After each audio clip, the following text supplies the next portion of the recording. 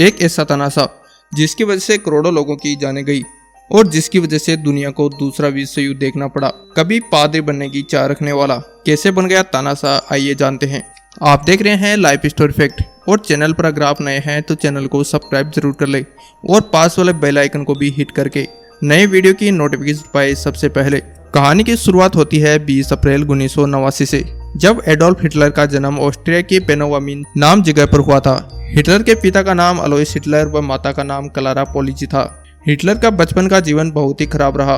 Hitler के पिता की आर्थिक स्थिति खराब थी और इस वजह से इसके परिवार को रोजी रोटी के लिए अलग अलग जगहों पर भटकना पड़ा। हिटलर बचपन से ही धार्मिक स्वभाव के थे और चर्च में ग्रुप के साथ प्रे करना बहुत ही ज्यादा पसंद करते थे और हिटलर का भी एक छोटा सा सपना था कि वो बड़े होकर चर्च का पादरी बने। हिटलर जर्मनी के राष्ट्र से इतना प्रभावित थे कि वो ऑस्ट्रिया में रहने के बावजूद भी जर्मनी का राष्ट्रगान गाया करते थे।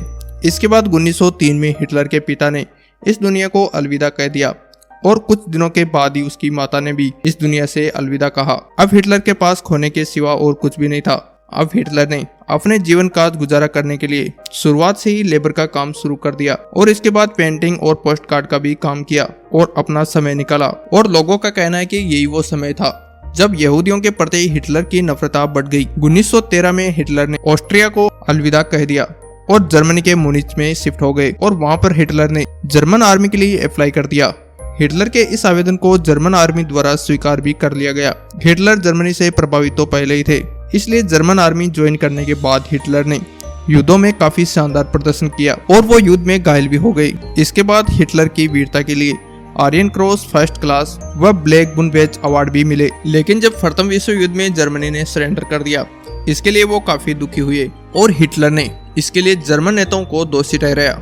इसके बाद 1919 में डीएफई नाम की पार्टी ज्वाइन की, जो कि जर्मन वर्कर्स की पार्टी थी। इस पार्टी की यहूदियों के प्रति नफरत काफी ज्यादा थी और हिटलर ने इस पार्टी ज्वाइन करने के बाद हिटलर की यहूदियों के प्रति नफरत बहुत ही ज्यादा बढ़ गई और इसके बाद डीएफई पार्टी का नाम बदलकर नाजी कर दिया गया।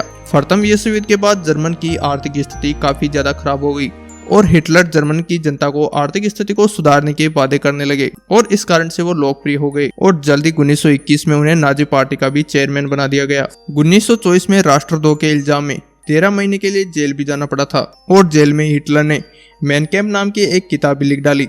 जब 1929 में जर्मनी का स्टॉक मार्केट बहुत बुरी तरह से डाउन हो गया था, तब एक बार फिर हिटलर को मौका मिला और जर्मन जनता से वादे किए कि वो इसको वापस पटरी पर लाएंगे और इसी कारण से एक बार फिर हिटलर जर्मन जनता के बीच छा गया। 1932 में हिटलर ने राष्ट्रपति का चुनाव लड़ा, लेकिन वो इसमें नहीं जीत पाए। लेकिन अगले साल 1933 में चांसलर जर्मनी का चुनाव जीत गए और आगे चलकर राष्ट्रपति की मृत्यु के बाद हिटलर ने खुद को ही राष्ट्रपति घोषित कर दिया और इसके बाद सोशल डेमोक्रेटिक पार्टी को भी बैन कर दिया।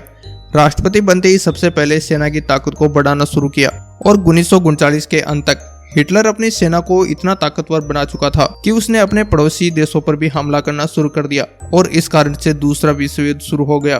और इस विश्व युद्ध में कुल 30 देशों ने हिस्सा लिया और यह विश्व युद्ध इतना खतरनाक था कि करोड़ों लोगों की जान चली गई। अप्रैल 1945 में हिटलर ने तीसरी शादी की। हिटलर को अब पता चल चुका था कि अब बाकी देशों की सेना उसे छोड़ने वाली नहीं है, तो उसने खुद को ही गोली मार ली और इसी के साथ ही दूसरा विश्व युद्ध समाप्त हो गया।